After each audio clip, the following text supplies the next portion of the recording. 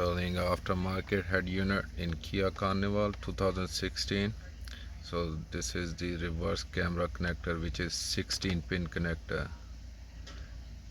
So this second pin here, from if we holding connector like this, and from lower bottom second pin you have to provide 6 volt here to camera, which is this yellow wire here. And this third pin here is the reverse trigger, and that reverse trigger also giving trigger to head unit and same time providing 6 volt to this second pin here via this converter.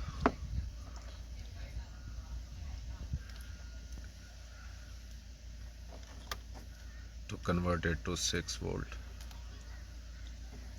Then we have at top this red wire, which is 1 2 3 4th pin is the camera video positive signal, and this third pin from bottom side here, 1 2 3 third pin is the camera negative, and the other first one here is the ground for power to camera.